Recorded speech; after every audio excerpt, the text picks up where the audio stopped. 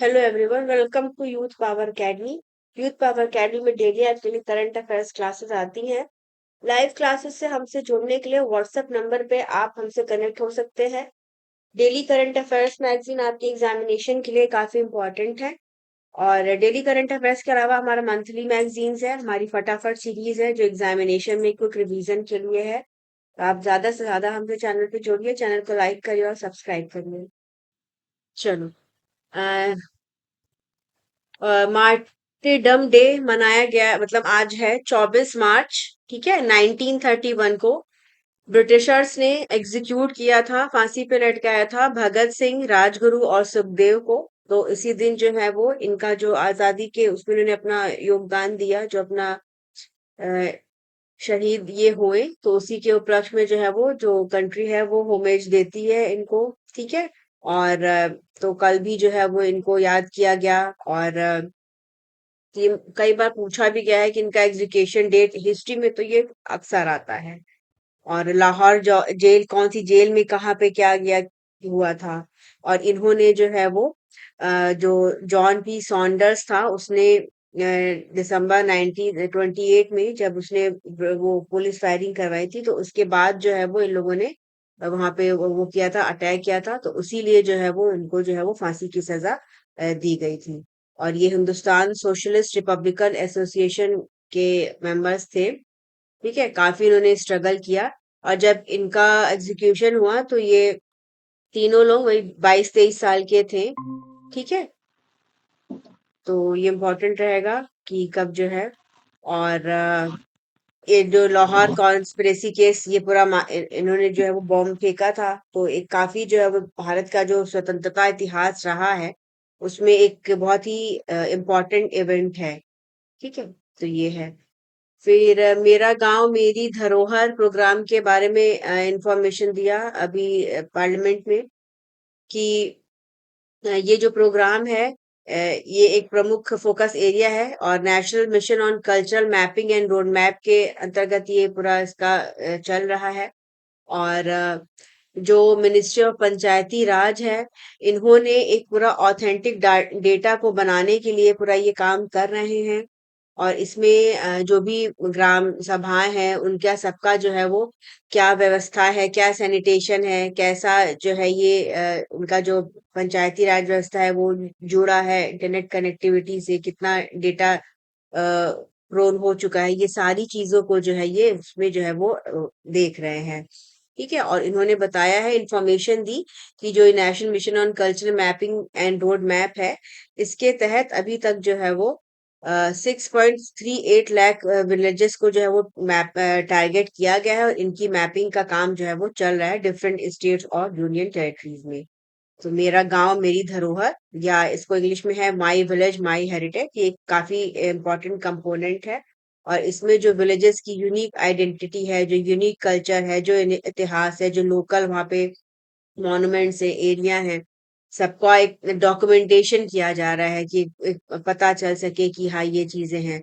और इससे क्या होगा कि हर एक गांव जो है वो एक तरह से एक टूरिज्म हब के तौर पे जो है वो डेवलप हो सकता है। ठीक है, तो ये है। और डिजिटली भी सबको जो है वो मैपिंग किया जा रहा है, कनेक्ट किया जा रहा है, तो इससे जो है वो बेहतर जो है वो डेवलपमेंट होगा। फिर हेरिटेज कंजर्वेशन के बारे में बताया गया कि ये गवर्नमेंट का एक पंच प्राण इनिशिएटिव है। ठीक है, और पंच प्राण की अगर हम बात करें तो इसका है ये एक 5 फोल्ड विजन है या प्लेज है, जिसको कि बनाया गया है नेशन के डेवलपमेंट के लिए, और इसी में जो है वो पॉलिसीज हैं, उसके आधार पे जो है वो पूरा प्रिजर्वेशन और कंजर्वेशन का काम जो है वो चल रहा है, जो हमारा हेरिटेज है उसका पूरा। और ये जो स्कीम है ये मिनिस्ट्री ऑफ कल्चर के द्वारा चलाई जा रही है। तो जितने भी टेंजिबल और इनटेंजिबल आर्ट एंड कल्चर हैं, ठीक है, फोक आर्ट है, ट्राइबल ट्रेडिशन है, ट्रेडिशनल नॉलेज है, इंडियन लैंग्वेज जो है, और टूरिज्म, डिजिटल इकोनॉमी, ठीक है, इन सब को जो है वो पूरा लिंक जो है वो किया जा रहा है। और इस स्कीम में जो है वो इस स्कीम के तहत जैसे डिफरेंट डिफरेंट प्रोग्राम्स कराए जाते हैं, शताब्दियां मनाई जाती हैं, एनिवर्सरीज मनाई जाती हैं कि हाँ ये इस समय डेवलप हुआ, ये चीज इस समय आई। ठीक है, तो इससे जो है वो क्या होता है कि इसका एक बेहतर तरीके से पूरा इंफॉर्मेशन जो है वो मिलती है। और इसके तहत जो है वो म्यूजियम्स का भी डेवलपमेंट किया जा रहा है, लाइब्रेरीज का डेवलपमेंट किया जा रहा है। मतलब एक तरह से समझ लो कि जितने भी अक्रॉस द कंट्री जो विलेजेस हैं, जो एरियाज हैं, डिफरेंट अर्बन रूरल एरियाज, सब में जो भी हमारी हेरिटेज से रिलेटेड चीजें हैं, सबको प्रिजर्व करने का काम किया जा रहा है। और ज्यादा से ज्यादा उनको बेहतर करने का काम किया जा रहा है, ताकि इंडिया लेवल पे भी उनका पूरा अच्छे से विकास हो सके और आगे फिर उनको फॉरेन तक भी हम वो कर सके, टूरिज्म को बढ़ावा दे सके। ठीक है, सारी चीजें मतलब जैसे अगर हम देखते हैं कहीं भी हम किसी कंट्री में घूमने जाते हैं तो छोटे छोटे एरियाज उनको कंट्रीज बेहतर तरीके से अपना डेवलप करती हैं। तो ये जब इसको हेरिटेज से जोड़ दिया जाता है कि हाँ ये हमारे यहाँ ऐसा होता था, या इस जगह पे ऐसा सिस्टम था, इस जगह पे ऐसा कल्चर था, ऐसा ये आर्ट है, ये चीज इसका एक प्रोमिनेंट चीज है। तो उस तरह से जब डेवलपमेंट होता है तो जो एरिया है उसका भी डेवलपमेंट होता है और नाम भी होता है, तो बेहतर रहता है ये। ठीक है, तो इसीलिए मिनिस्ट्री ऑफ कल्चर जो है ये पूरा काम कर रही है। फिर इससे और भी चीजें लिंक हैं, पंचायती मिनिस्ट्री या रूरल डेवलपमेंट भी इन्वॉल्व है इसमें, टूरिज्म मंत्रालय भी डेवलपमेंट में इन्वॉल्व है। ठीक है, तो कैसे प्रिजर्व करना है इन सब का काम जो है वो ये देखती है, लाइब्रेरीज वगैरह का काम, म्यूजियम्स का काम ये लोग देखते हैं। और इसी उसमें जो मिनिस्ट्री है इसने 7 जोनल कल्चरल सेंटर्स बनाए हैं। और इनका ये जैसे जो सेंटर्स हैं इनके नेम्स इंपॉर्टेंट रहेंगे, जैसे पटियाला, नागपुर, उदयपुर, प्रयागराज, कोलकाता, दीमापुर, थंजावुर। यहाँ पे वेरियस जो है वो कल्चरल फेस्टिवल्स होते हैं, प्रोग्राम्स होते हैं, जिसमें जो लोकल कलाकार हैं उनको इंगेज किया जाता है, जिससे उनकी रेगुलर एक इनकम जनरेट हो, उनको एक लाइवलीहुड सपोर्ट प्रोवाइड किया जा सके। तो ये सारी चीजें हैं। तो इसमें इन्होंने इन्फॉर्मेशन दिया कि अभी जो मिनिस्ट्री ऑफ कल्चर है ये जो है वो 8 म्यूजियम को देख रहा है, और 52 आर्कियोलॉजिकल साइट्स म्यूजियम्स हैं एएसआई के। ठीक है, और ये सब जो है वो national council of science museum के तहत जो एस्टेब्लिश हुए हैं। और इसमें जन भागीदारी को बढ़ावा दिया जा रहा है। और भी उसको बेहतर करने के लिए अभी हेरिटेज 2.0 प्रोग्राम ये लॉन्च किया है, जिससे और इसमें जो है वो पब्लिक प्राइवेट दोनों जो पार्टनरशिप है उसको बेहतर किया जा रहा है।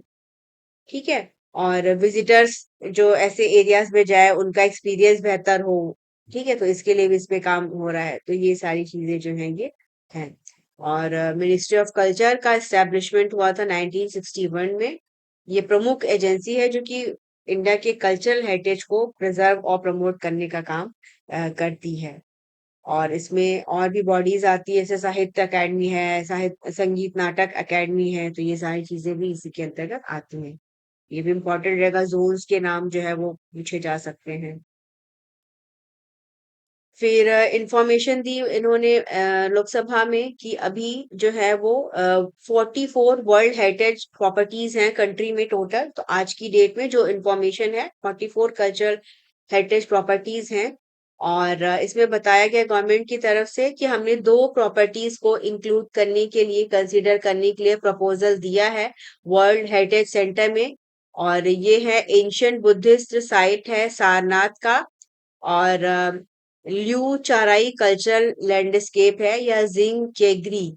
ये इन दोनों को इंक्लूड करने के लिए जो है वो इन्होंने अपना एप्लीकेशन जो है वो दायर किया हुआ है। तो अब इसमें देखो फिर आगे क्या हो पाता है।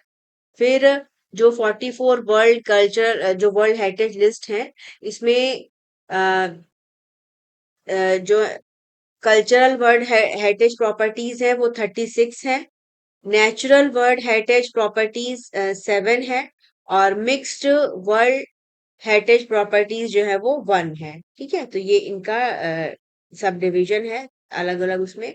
अब जो नेचुरल प्रॉपर्टीज है ये आती है मिनिस्ट्री ऑफ एनवायरनमेंट के अंतर्गत, और जो मिक्स प्रॉपर्टी है ये भी मिनिस्ट्री ऑफ एनवायरनमेंट के अंतर्गत ही आती है। मिक्स प्रॉपर्टीज में तुम्हारा कंचनजंगा नेशनल पार्क है, और इसके अलावा जो 7 जो मिनिस्ट्री ऑफ एनवायरनमेंट के द्वारा प्रोटेक्ट होती है उसमें आपका Kaziranga National Park, Keoladeo National Park, ये राजस्थान में है, तो जो भी नेशनल पार्क है इनके नेम, इनका लोकेशन इंपॉर्टेंट रहेगा, और ये इसमें आते हैं तो ये भी इंपॉर्टेंट रहेगा कि ये नेशनल प्रॉपर्टीज के अंतर्गत हैं लिस्टेड।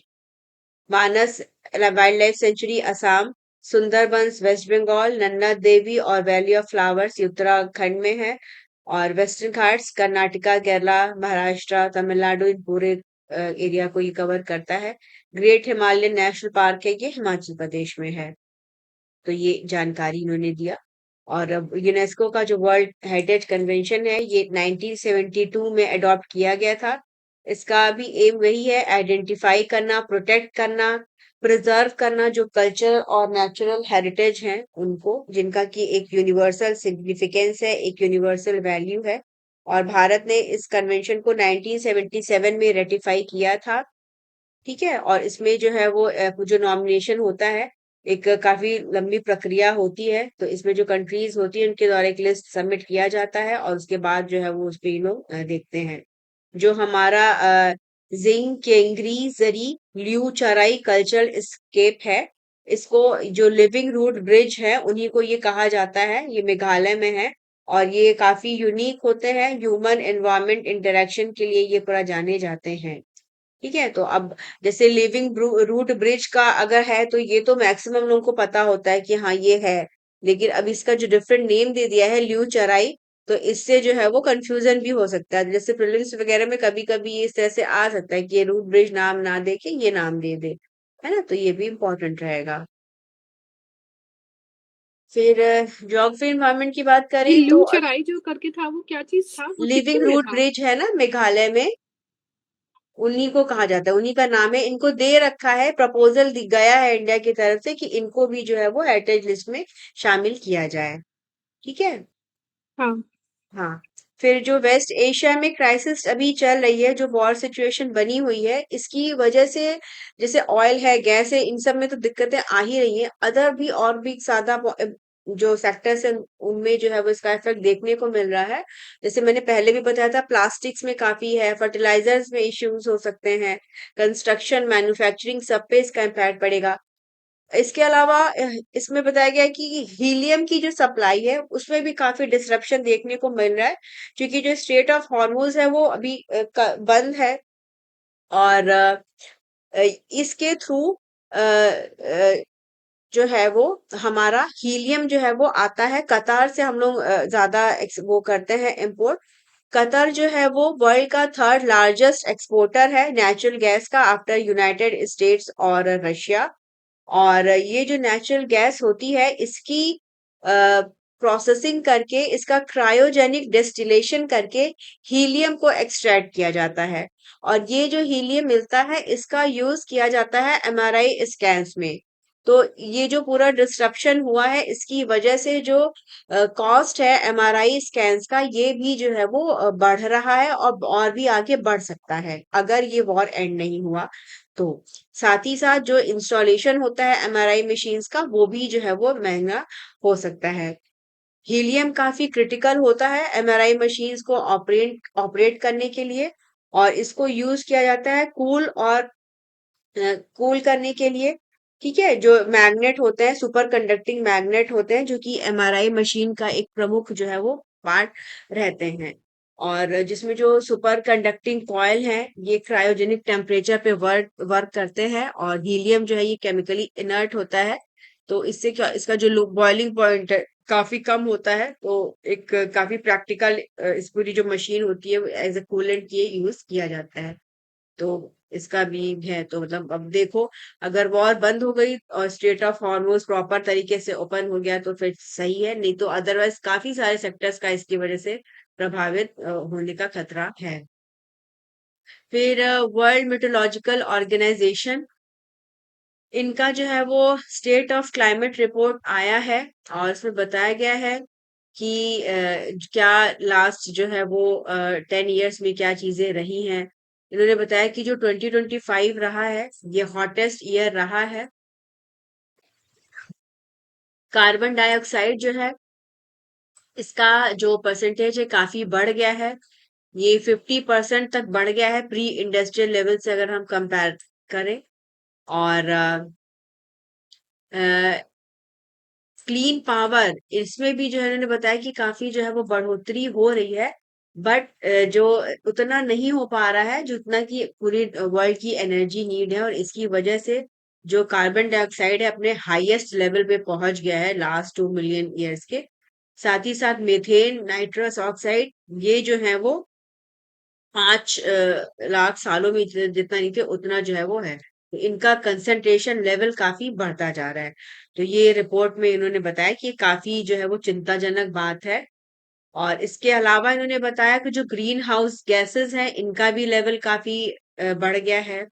इससे जो अर्थ का एनर्जी इक्विलिब्रियम है वो खराब हो रहा है, बिगड़ रहा है। ठीक है। और जो एंटर करता है प्लैनेट पे रेडिएशन और जो लीव करता है लगभग सेम होना चाहिए, बट जो पीछे हमारे डेकेड्स हैं उसमें ये काफी जो है वो इमिशंस के बढ़ने की वजह से वार्मिंग जो है वो काफी हो रही है, काफी अर्थ जो है वो लगातार गर्म होती जा रही है। तो ये इन्होंने बताया पूरी चीजें। और इसकी वजह से इसका जो इफेक्ट है वो और भी चीजों पे देखने को मिलता है।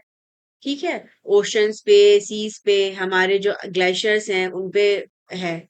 तो कहीं ना कहीं जो इनका है इसकी वजह से जो स्टॉर्म्स हैं, जो साइक्लोन्स हैं, उनका नंबर बढ़ जा रहा है, और ज्यादा स्ट्रॉन्गर तरीके से हैं, इम्पैक्ट पड़ रहा है उनका, आइस मेल्ट हो रही है, सी लेवल बढ़ रहा है। तो इससे जो है वो प्लेनेट के ऊपर एक खतरा जो है वो पूरा है। तो ये इनकी पूरी रिपोर्ट में फाइंडिंग्स में बताया गया है। डब्ल्यूएमओ की बात करें तो ये स्टैब्लिश हुआ 1950 में, यूएन एजेंसी है, और ये वेदर, क्लाइमेट और वाटर पे, इन सब चीजों पे जो है वो पूरा अपना देखता है। ठीक है। फिर गल्फ रीजन में डीसैलिनेशन से भी रिलेटेड एक रिपोर्ट आई है। तो जैसे कि अभी वॉर चल रहा है, हमें पता है कि मिडिल ईस्ट में यूएस, इजराइल और ईरान का वॉर चल रहा है, उसमें और भी गल्फ कंट्रीज इन्वॉल्व है। ईरान जो है वो time to time Qatar, UAE, Bahrain सब पे अटैक कर रहा है, और इजराइल, यूएस ईरान पे अटैक कर रहे हैं, लेबनान पे अटैक कर रहे हैं। तो यहाँ पे रीजन में जो वाटर है उसपे भी काफी जो है वो खतरा अभी हो गया है, वाटर का इशू जो है वो और बढ़ सकता है। और जो इसमें बताया गया है कि एक रिपोर्ट आई है, उसमें बताया गया कि अ, जो डीसैलिनेशन प्लांट्स हैं जिनके तहत फ्रेश वाटर को प्रोड्यूस कर किया जाता है, जो समुद्री पानी है उसका खारापन हटा के उसको पीने के योग्य बनाया जाता है, और ये जो टेक्नोलॉजी है 150 कंट्रीज इस पे पूरा रिलाई करती हैं। ठीक है। और ये जो गल्फ कंट्रीज हैं इनका एक डेटा इसमें बताया गया है कि गल्फ जो नेशंस हैं इनमें 172 वाटर डिसैलिनेशन स्टेशंस थे 2018 तक। और इसमें जो सबसे ज्यादा है वो ओमान में थे, उसके बाद सऊदी अरेबिया, यूएई। ठीक है। और इन सारे स्टेशंस की जो कंबाइंड कैपेसिटी है वो 52 बिलियन लीटर्स पर डे की रही है, और इससे एनुअली 6053 बिलियन लीटर वाटर का जो है वो प्रोडक्शन होता है। जो गल्फ कंट्रीज है वहां पे कोई रिवर्स नहीं है एज सच, यहाँ पे वादीज हैं या ड्राई वैलीज और रिवर बेड्स होती हैं, और यहाँ पे जब पानी बरसता है तभी जो है वो वाटर जो है वो मिल पाता है। और जो टोटल ग्राउंड वाटर एब्स्ट्रैक्शन है, ये पूरी जो 6 कंट्रीज रही हैं इनका जो है वो 26,495 जो है वो रहा है। और चूंकि पॉपुलेशन बढ़ रही है, इकोनॉमिक ग्रोथ बढ़ रही है, अर्बनाइजेशन हो रहा है, वाटर डिमांड बढ़ रही है, इसकी वजह से और भी दिक्कतें हो रही हैं। और चूंकि वॉर चल रही है तो इस टाइम पे ये चीजें जो है वो और भी क्रूशल हो गई हैं। ईरान की बात करें तो ईरान ज्यादातर जो है वो अपना ग्राउंड वाटर रिसोर्सेस को यूज करता है, जो एक्विफर्स हैं। और इनमें यहाँ पे जो है जो डिसैलिनेशन प्लांट्स हैं वो काफी कम है, इसमें इनका एक क्वेश्म आइलैंड है वहां पे है, तो उसके बारे में भी जानकारी दिया गया। लेकिन चूंकि राइज हो रहा है पॉपुलेशन में और वाटर डिमांड बढ़ रहा है, तो इनको भी अपनी जो डिसैलिनेशन फैसिलिटीज है उनको बेहतर करना होगा। तो ये काफी इंपॉर्टेंट है ये प्लांट्स, और इस वॉर का इफेक्ट जो है वो इन पे भी देखने को जो है वो मिल रहा है। क्यों? क्योंकि इनकी वजह से ही जो लोगों की जो वाटर नीड है वो फुलफिल हो पाती है। इसमें ये काफी हाई एनर्जी इंटेंसिव पूरा इसका प्रक्रिया होता है, इलेक्ट्रिसिटी पे रन करता है। तो पूरा डैमेज हो रहा है सारी चीजें, तो उसकी वजह से इस पे भी इम्पैक्ट जो है वो पड़ेगा। डिसैलिनेशन प्लांट्स की अगर हम बात करें, तो इसमें जो है ये ऑस्मो रिवर्स ऑस्मोसिस इसको पूरा यूज किया जाता है। और अ, माना जा रहा है कि अगर इस सेक्टर पे पूरा प्रभाव पड़ेगा तो लोगों के लिए पीने की पानी की भी पूरे एरिया में जो है वो समस्या हो जाएगी। तो मतलब मल्टीपल कंसर्न्स रेस जो है वो किए जा रहे हैं कि अगर ये वॉर नहीं स्टॉप हुई तो इसकी वजह से और भी दिक्कतें जो आएंगी, क्योंकि ये जो पूरा रीजन है ये ऑलरेडी जो है काफी वाटर जो है वो स्कैर्स रीजन है, यहाँ पे वाटर की काफी जो है वो कमी होती है। ठीक है, तो ये पूरा है। और यही था इसमें, मतलब बेसिकली इसमें सारी चीजें यही बताई गई हैं कि अभी जो जीसीसी कंट्रीज हैं इनमें क्या स्थिति बन रही है और कैसे जो है वो इस सेक्टर पे जो है इसका इफेक्ट पड़ सकता है। कि जो है आदिवासी और वनवासी दो शब्द हैं, इनको लेके काफी एक पॉलिटिकल वो है। वनवासी जो है वो आरएसएस के द्वारा दिया गया एक टर्म है जिसपे ये अपना कह रहे हैं कि इसको प्रमोट किया जाए। और अभी जो विपक्ष है वो उनका कहना है कि मतलब आदिवासी, अगर हम वनवासी को मतलब आदिवासी लोगों को वनवासी कहेंगे तो ये जो डेफिनेशन है वो थोड़ी सी कम वो हो जाती है। तो अभी जो राहुल गांधी है इन्होंने मतलब गए थे ये गुजरात में एक ट्राइबल वो अटेंड करने, तो वहां पे इन्होंने काफी सारी बातें इस पे बोली हैं। तो हमें जैसे आदिवासी है इसका मतलब है ओरिजिनल इनहेबिटेंट्स, जो कि किसी प्लेस पे ओरिजिनली जो रहे आए हैं, पुराने समय से रहे आए हैं। और जो वनवासी होता है उसका मतलब होता है ट्राइबल्स जो कि फॉरेस्ट ड्वेलर है, जो फॉरेस्ट एरिया में रहने वाली ट्राइब्स को जो है वो वनवासी कहा जाए। तो मतलब इसमें ये कहना है कि वनवासी अगर आप उनको कहते हैं जो हमारी एस टी कम्युनिटीज हैं उनको, तो उनका जो ओरिजिनल ओनरशिप है लैंड का वो कहीं ना कहीं जो है वो खत्म होगा। आदिवासी एक ब्रॉडर टर्म है और ये जो उनके राइट्स हैं आदिवासी लोगों के, वाटर में फॉरेस्ट में लैंड है उसको ज्यादा रिकॉग्नाइज करता है, ज्यादा प्रोटेक्ट करता है। और आदिवासी की अगर हम बात करें तो 9% है ये पॉपुलेशन का। और ठीक है, शेड्यूल कास्ट है 15% और ओबीसी जो है वो अराउंड 50% के लगभग हैं। तो ये एक डिबेट अभी हुई है, तो मतलब आदिवासी और वनवासी का जो ये है इस पे डिफरेंस जो है वो जाने रहो कि क्या अंतर है। फिर कॉन्स्टिट्यूशन में भी मैम आदिवासी होगा, हाँ यहाँ तो एससी आदिवासी एसटी। ही है, उसमें भी एसटी मतलब है ट्राइबल, उनको जो है वो कहा जाता है। तो अभी इसमें वनवासी, भाई अगर सीधी सीधी बात है ना कि वन में वनवासी का मतलब यही हो गया ना कि जो वन में वास कर रहे हो, तो ऑब्वियसली उनका कम होगा। और आदिवासी जो समय पुराने समय से चले आ रहे हैं, अब इसको लेके भी काफी सारी थ्योरीज हैं। कब कौन आया, आर्य आए, द्रविड़ आए, द्रविड़ इंडियन कहते हैं कि हम ज्यादा पुराने हैं, है ना। जो बेसिकली जो जो ये ट्राइबल ग्रुप है यही जो है वो मेन इनहेबिटेंट रहे हैं पूरे उसकी। तो टाइम टू टाइम इस सब चीजों पे जो है वो होता रहता है लोगों का। फिर वर्ल्ड ट्यूबरकुलोसिस डे आज है 24 मार्च को। और जो WHO है इसमें मतलब इंडिया में क्या क्या चीजें हो रही हैं इस पे एक आर्टिकल निकला था कि इन्होंने WHO ने रिकमेंड किया है use of new near point of care molecular testing, जिसके तहत जो है वो टीबी का डायग्नोसिस किया जाए। और इंडिया जो है वो ज्यादा समय से स्प्यूटम स्मीयर माइक्रोस्कोपी पे रिलाई करता है, जो कि एक प्राइमरी टेस्ट है जिसके तहत टीबी का डायग्नोसिस किया जाता है। तो ये जैसे स्प्यूटम स्मीयर माइक्रोस्कोपी ऐसे करके प्रीलिम्स से पूछ सकता है। ठीक है। और ये इसकी सेंसिटिविटी लो होती है। ठीक है। और ये ड्रग रेजिस्टेंस को जो है वो आइडेंटिफाई जो है वो नहीं कर पाता है। तो आज वर्ल्ड ट्यूबरक्लोसिस डे है। हाँ, तो इस बार का जो इनका थीम है वो है yes we can end TB. और इसमें मतलब ये दिखा रहा है कि इंडिया का जो कमिटमेंट है कि हमको टीबी के अगेंस्ट जो फाइट है उसको और बेहतर करना है, खत्म करना है टीबी को। ठीक है। इंडिया का टीबी मुक्त भारत अभियान है, इसने काफी प्रोग्रेस भी किया है। और इसके तहत जो है वो अर्ली डायग्नोसिस पे फोकस किया जा रहा है ताकि जो है वो फ्री ट्रीटमेंट इंश्योर कराया जाए।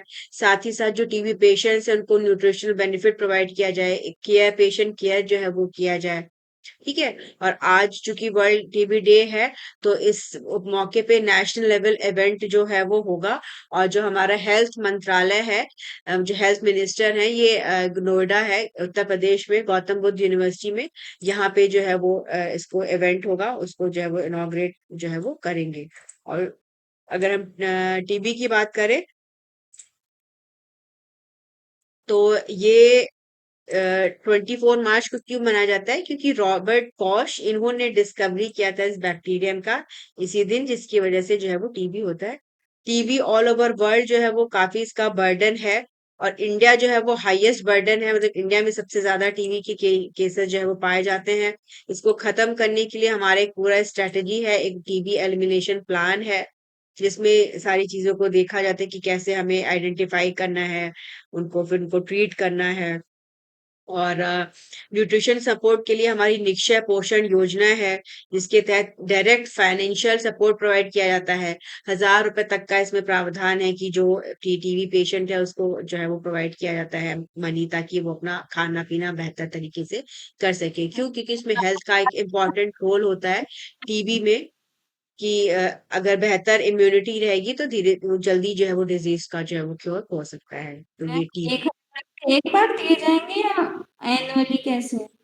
ये मंथली शायद दिया जाता है, जो निक्षय योजना है इसके तहत, निक्षय पोषण योजना है ना, इसमें डायरेक्ट ट्रांसफर किया जाता है जो टीबी पेशेंट्स होते हैं। ईयरली तो नहीं होगा, क्योंकि ईयरली बहुत कम है, 1,000। ठीक है। फिर national tele mental health programme, इसके बारे में जानकारी दिया गया। और या टेली मानस। और इसमें बताया गया कि जो हमारा टेली मेंटल हेल्थ प्रोग्राम है, ये लॉन्च हुआ था 10 अक्टूबर 2022 को। और इसका जो गवर्नमेंट ने लॉन्च किया था, इसका मोटिव यही था कि जो मेंटल हेल्थ है उसको बेहतर किया जाए काउंसलिंग के थ्रू, केयर सर्विसेज प्रोवाइड की जा सके अक्रॉस द कंट्री। तो इसमें इन्होंने पार्लियामेंट में इंफॉर्मेशन दिया है कि 3 मार्च तक जो हमारी 36 यूनियन टेरिटरीज और स्टेट्स हैं, इसमें 53 टेलीमानस सेल्स को जो है वो स्टैब्लिश किया जा चुका है। और इसमें इन्होंने बताया कि हमने 34.34 लाख केसेस को जो है वो हैंडल किया है हेल्पलाइन के थ्रू। और जो ये मेंटल हेल्थ डे के दिन जो है वो लॉन्च किया गया था इसको, जो टेलीमानस ऐप है, इसको 2024 में लॉन्च किया गया। तो इससे एक मोबाइल के थ्रू जो है वो सपोर्ट प्रोवाइड किया जाता है। जैसे किसी को कोई मेंटल प्रॉब्लम हो, कोई फील कर रहा है, तो वो इस नंबर पे जो है वो इस ऐप के थ्रू कॉल कर सकता है, उसको जो है वो सपोर्ट प्रोवाइड किया जाता है। मतलब कभी कभी इंसान इतना लोनली फील करता है कि इवन वो अपनी फैमिली या अपने फ्रेंड्स या किसी से भी उस कंडीशन में बात करने की कंडीशन में नहीं रहता है।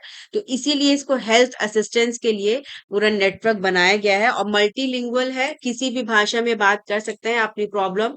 क्योंकि अनजान को अगर आप बताएंगे, तो जैसे ये नहीं होता ना कि आपके साथ कोई रिस्क है, अगर आप घर वालों को, जैसे जब मेंटल हेल्थ की प्रॉब्लम होती है, तो लोग बहुत ज्यादा एक कह लो कि कुछ कहने की स्थिति में नहीं होते हैं। तो इसके थ्रू ऐसे लोगों को सपोर्ट जो है वो पूरा प्रोवाइड किया जा रहा है। फिर विकसित ग्राम भारत जी राम जी एक्ट के बारे में भी बताया कि ये इससे जो है रूरल एम्प्लॉयमेंट को काफी ट्रांसफॉर्म होगा। और इस एक्ट के तहत जो मनरेगा था उसको चेंज करके ये बनाया गया, और इसमें जो 100 दिनों का काम था उसको 125 दिनों तक बढ़ाकर किया गया है। वेज एम्प्लॉयमेंट जो है वो प्रोवाइड किया जाएगा। इसमें बताया जा रहा है कि स्कीम जो है वो बेहतर तरीके से काम करेगी, जो लूप होल्स है उनको खत्म किया गया है। तो ये भी इंफॉर्मेशन इन्होंने दिया पार्लियामेंट में। फिर जो हमारी ट्राइबल डेवलपमेंट के लिए इनिशिएटिव्स हैं, इसके बारे में बताया कि प्रधानमंत्री ने धरती आबा जनजातीय ग्राम उत्कर्ष अभियान ये लॉन्च किया था 2 अक्टूबर 2024 को। इसका ऑब्जेक्टिव था कि जो ट्राइबल एरियाज है वहाँ पे हेल्थ एजुकेशन को बेहतर करना, आंगनवाड़ी फैसिलिटीज को बेहतर करना, लाइवलीहुड अपॉर्चुनिटीज बनाना। और इसके लिए 79,150 करोड़ रुपए का एक पूरा आउटले रखा गया था। इसी के पहले जो है वो प्रधानमंत्री जनजाति आदिवासी न्याय महाअभियान या पीएम जनमन, ये लॉन्च किया गया था 15 नवंबर 2023 को। और इसे जो है वो जनजातीय गौरव दिवस के तौर पे भी सेलिब्रेट किया जाता है। ठीक है। और इसमें जो पर्टिकुलरली वल्नरेबल ट्राइबल ग्रुप्स हैं, उनके जो हैबिटेशंस हैं, उनको बेहतर, जो बेसिक फैसिलिटीज है बेहतर करने पे गवर्नमेंट का जोर रहता है। इसमें सेफ हाउसिंग आ जाता है, क्लीन ड्रिंकिंग वाटर, सैनिटेशन, बेहतर एजुकेशन, हेल्थ, इन सब के लिए। तो मतलब ये इंफॉर्मेशन दी कि ये काम हमारा पूरा जो है वो चल रहा है। फिर प्रधानमंत्री जनजातीय विकास मिशन, ये पहले की दो स्कीम्स को मर्ज करके जो है वो बनाया गया था। और इसमें जो माइनर फॉरेस्ट प्रोड्यूस होते हैं उनके लिए जो मिनिमम सपोर्ट प्राइस है उसको गवर्नमेंट जो प्रोवाइड करती है।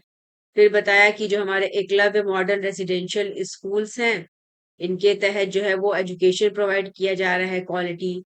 नवोदय विद्यालय के ही एट पार है ये, मतलब उसी के लेवल का एजुकेशन प्रोवाइड करते हैं जो ट्राइबल चिल्ड्रन है इनको।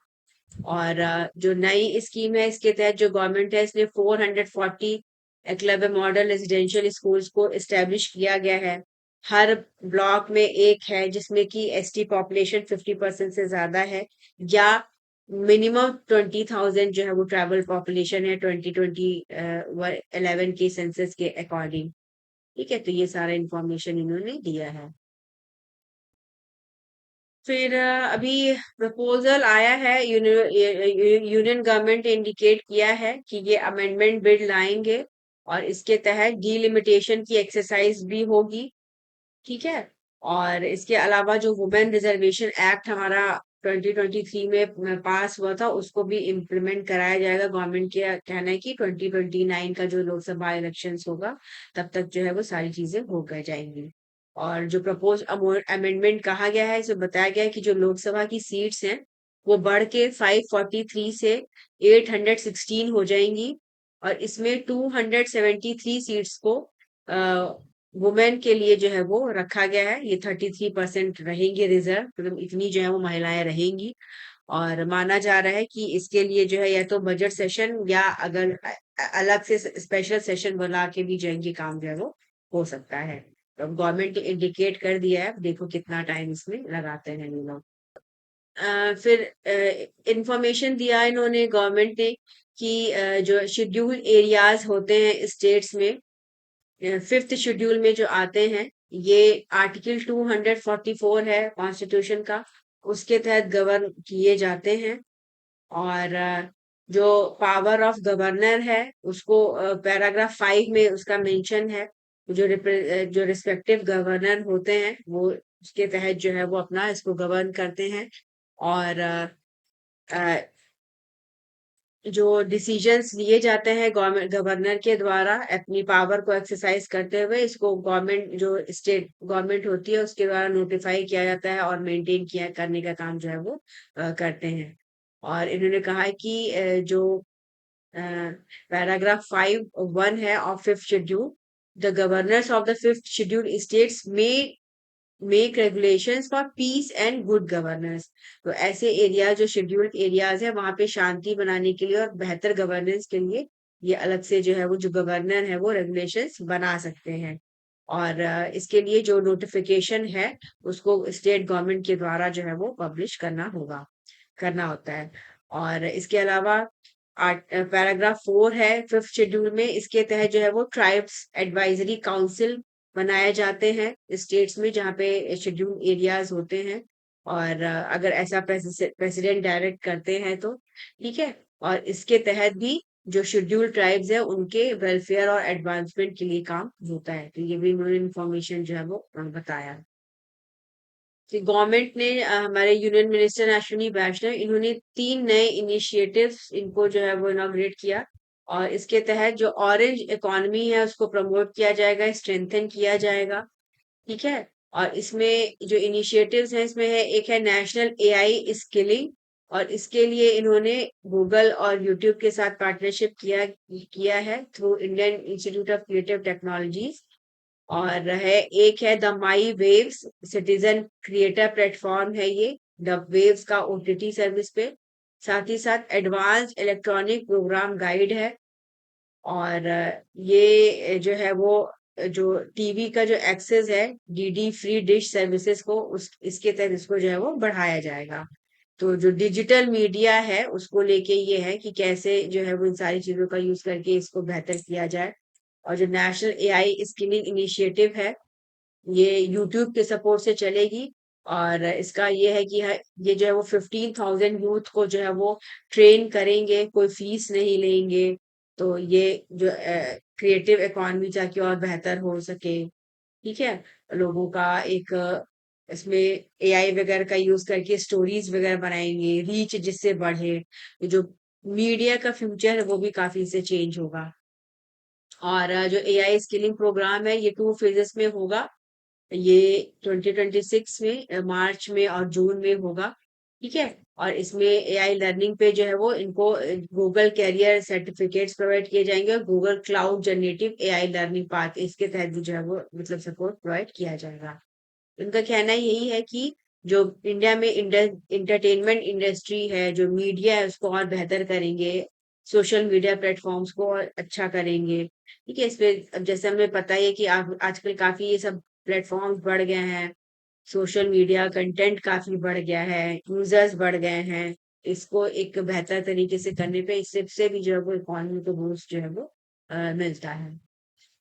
फिर इंटरनेशनल एनर्जी एजेंसी है, इन्होंने कहा है कि जो ग्लोबल इकोनॉमी है इसमें काफी मेजर थ्रेट है ईरान वॉर की वजह से, पूरा क्राइसिस है।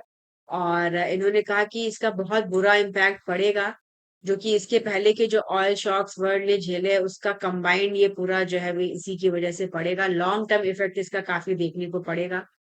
और इसमें उन्होंने बताया कि जो 1973 और 79 में ऑयल क्राइसिस हुई थी उसके तहत जो है वो 10 बिलियन बैरल्स पर डे का जो है वो लॉस हुआ था। इससे काफी इकोनॉमिक प्रॉब्लम्स हुई थी, अक्रॉस द वर्ल्ड रिसेशन आ गया था। इन्होंने चेताया है कि इस वॉर की वजह से भी इसके फर्दर जो इम्प्लीकेशन है वो और बड़े होंगे और देखने को मिलेंगे, ठीक है। जब रशिया ने यूक्रेन पे पूरा अटैक किया तो उसके बाद भी ये पूरा देखने को मिला था। उसमें इन्होंने कहा कि लगभग 75 बिलियन क्यूबिक मीटर्स का जो है वो लॉस हुआ है, जो गैस मार्केट है इसमें। तो ये सारी चीजें हैं, मतलब भाई सिंपल सा है कि वॉर का इम्पैक्ट तो पड़ ही रहा है। वुमेन फार्मर्स इन इंडिया और इनको क्या इनिशिएटिव्स इनके लिए गवर्नमेंट की तरफ से लिए गए हैं, इस पे एक आर्टिकल था। इसमें बताया गया कि एग्रीकल्चर जो है वो इंडियन इकोनॉमी का बैकबोन है एक। ये पूरा इसी से जो है वो हमारा फूड सिक्योरिटी जो है उसको सपोर्ट करता है। और रूरल डेवलपमेंट जो लोगों की जो लाइफ है ये इस पे काफी डिपेंड करती है। वुमेन जो है रूरल एरियाज में ये काफी इन्वॉल्व रहती हैं, जो एग्रीकल्चर सेक्टर है। और 80% रूरल वुमेन जो है वो इस सेक्टर में पूरा एंगेज रहती हैं। 33% एग्रीकल्चर लेबर्स हैं। 48 जो है परसेंट ये सेल्फ एम्प्लॉयड फार्मर्स हैं। और यूएन ने अभी इस बार जब हमारा ये हुआ था आपका वुमेन्स डे, तो 2026 को international year of women farmer के तौर पे जो है वो रिकॉग्नाइज किया। और इसमें पूरा देखा जाएगा, रिकॉग्नाइज किया जाएगा कि कैसे जो वुमेन है इनका जो ग्लोबल एग्रीकल्चर में जो पार्टिसिपेशन है, जो रोल है उसको बेहतर किया जाए, है ना। और इनके जो प्रॉपर्टीज हैं उनको और वो किया जाए। और तो ये एक अपॉर्चुनिटी है। इसमें जो है वो काफी सारे रिफॉर्म्स की बात हो रही है, अवेयरनेस बढ़ाने की बात कर रही है, ठीक है। ग्लोबल कॉपरेशन बढ़ाने को बात कर रही है कि ताकि जो महिलाएं हैं उनको एग्रीकल्चर में और सपोर्ट प्रोवाइड किया जाए। फिर इसके अलावा women global conference on women in agri food system ये भी हुआ। इसमें जो वुमेन फार्मर्स हैं उनके बारे में बताया गया, उनको कैसे टेक्नोलॉजी से और जोड़ा जाए इस पे काम हुआ, नए नए स्टार्टअप्स को बनाया जाए। फिर इसमें बताया गया इन्होंने कि एग्रीकल्चर इंफ्रास्ट्रक्चर फंड है, हमारा एग्रीकल्चर मार्केटिंग इंफ्रास्ट्रक्चर है, mission for integrated development of horticulture है, प्रधानमंत्री किसान निधि योजना है, मॉडिफाइड इंटरेस्ट सबवेंशन स्कीम है। इसके तहत जो वुमेन फार्मर्स हैं उनको क्रेडिट और सब्सिडीज प्रोवाइड किया जाता है। और इस साथ ही साथ इनके जो पैसे हैं उनके ट्रांसफर किए जाते हैं इनकम उसमें, इससे इनको सपोर्ट प्रोवाइड किया जाता है ताकि ये बेहतर तरीके से इसमें और काम जो है वो कर सकें। इसके अलावा महिलाओं को प्रोत्साहन देने के लिए, इनकरेज करने के लिए अब और भी स्कीम्स है, जैसे नमो ड्रोन दीदी प्रोग्राम है, national honey bee keeping and honey mission है। और इसके अलावा हमारा जो दीनदयाल अंत्योदय योजना है इसमें भी जो वुमेन पार्टिसिपेशन है उसको बेहतर करने के लिए और पार्टिसिपेशन बढ़ाने के लिए टेक्नोलॉजी को बेहतर किया जा रहा है। नमो ड्रोन दीदी स्कीम के बारे में बताया गया कि जो ये एक सेंट्रल सेक्टर की का इनिशिएटिव है और इसके तहत 15,000 ड्रोन जो है वो प्रोवाइड किए गए जो वुमेन सेल्फ हेल्प ग्रुप्स है उनको 2023 से लेके तो 26 तक का जो पूरा पीरियड रहा है इसमें। तो यही है कि डिफरेंट डिफरेंट सेक्टर्स के थ्रू जो वुमेन है उनको एग्रीकल्चर में उनको पार्टिसिपेशन बढ़ाया जाए और उनकी कंडीशन को और बेहतर किया जा सके। फिर वर्ल्ड मेट्रोलॉजिकल डे 23 मार्च को सेलिब्रेट होता है और कल था ये। इस साल का थीम था ऑब्जर्विंग टुडे प्रोटेक्टिंग टुमारो और वर्ल्ड मेट्रोलॉजिकल ऑर्गेनाइजेशन ये 23 मार्च 1950 को एस्टेब्लिश हुआ था। तो उसका थीम जो है वो यही है कि ट्रॉपिकल जो वेदर है क्लाइमेट है और जो वाटर रिलेटेड इश्यूज हैं उनको देखा जाए। ठीक है, तो हर साल 23 मार्च को हम जो है वो वर्ल्ड मेट्रोलॉजिकल डे मनाते हैं। इसके पहले 22 मार्च को वाटर डे होता है, 24 मार्च को ट्यूबरक्लोसिस डे होता है। तो ये जितने डेज हैं इस बीच काफी डेज रहेंगे मार्च अप्रैल, तो ये भी इम्पोर्टेंट है, ये भी पूछा जाता है अक्सर। एक माइग्रेटरी बर्ड है और हडसोनियन गॉडविक या लिमोसा हेमेस्टिका और ये काफी जो है इसका जो पॉपुलेशन है वो डिक्लाइन है और इसको कंजर्व करने के लिए इंटरनेशनल एफर्ट्स जो है वो किए जा रहे हैं, प्रयास किए जा रहे हैं। और ये 42 स्पीशीज में है जिसको कि प्रपोज किया गया है जिसका कि प्रोटेक्शन होना चाहिए यूएन का जो convention of conservation of migratory species है उसके तहत। और ये जो बर्ड स्पीशीज है इसकी जो पॉपुलेशन है उसमें 95% तक की गिरावट आई है, रैपिडली इसमें जो है वो कमी देखने को मिलती है। और ये काफी मिस्टीरियस बर्ड्स है और ये करीब 30,000 किलोमीटर का एनुअल जर्नी करती है और ये आर्कटिक ब्रीडिंग ग्राउंड से अपने पेटागोनियन समरिंग ग्राउंड से पे जो है वो जाती हैं। और ये जो बर्ड है इसको ये शोर बर्ड होती है और इसमें बताया जाता है कि ये 11,000 किलोमीटर तक जो है वो एक ही स्टेप में चली जाती है, इतनी दूर तक ये उड़ के जाती है। बीच में ना खाती है ना पीती है ना सोती है, मतलब एक ही स्ट्रेच में इतना लंबा तक वो सफर ये करती है। तो इसको जो है वो काफी इस पे साइंटिस्ट जो है पूरा रिसर्च भी जो है वो कर रहे हैं कि किस तरह से ये पूरा इनका ये सिस्टम है कैसे ये चलती है। इसका नाम याद रखना और माइग्रेटरी बर्ड है ये। ठीक है। एक स्टडी पब्लिश हुई proceedings of the national academy of sciences में और इसमें जो साइंटिस्ट है उन्होंने रिपोर्ट किया कि जो सुपर कंडक्टिविटी है इसका जो टेम्परेचर है इन्होंने 80% तक जो है वो बढ़ाया है और रूम प्रेशर के थ्रू। तो ये माना जा रहा है कि ये एक ब्रेक मतलब एक रिकॉर्ड को उन्होंने ब्रेक किया है। और 1993 का था ये जब सेम मटेरियल को टीम में यूज किया था। एक कॉपर ऑक्साइड जिसको कि Hg1223 कहा जाता है और इसने ये जो मटेरियल है इसने सुपर कंडक्टिविटी शो की थी एट -140 डिग्री सेंटीग्रेड। ठीक है, तो इसमें इन्होंने 18% की गिरावट की मतलब और कम टेम्परेचर पे ही जो है वो सुपर कंडक्टिविटी जो है वो देखने को मिली। और इसमें जो प्रेशर था उसको बढ़ाया गया, प्रेशर को बढ़ा के टेम्परेचर को जो है वो जो सुपर कंडक्टिविटी है उसको बेहतर किया गया।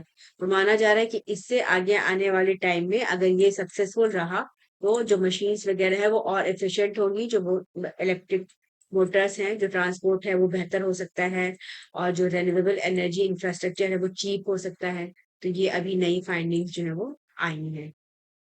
फिर मिनिस्ट्री ऑफ साइंस इन्होंने जो है वो जानकारी दिया, मिनिस्ट्री ऑफ स्पेस ने पार्लियामेंट में कि इसरो जो है अभी टू ऑर्बिटल डॉकिंग एक्सपेरिमेंट इस पे को स्टडी कर रहा है अपने स्पेडेक्स या स्पेस डॉकिंग एक्सपेरिमेंट प्रोग्राम के तहत।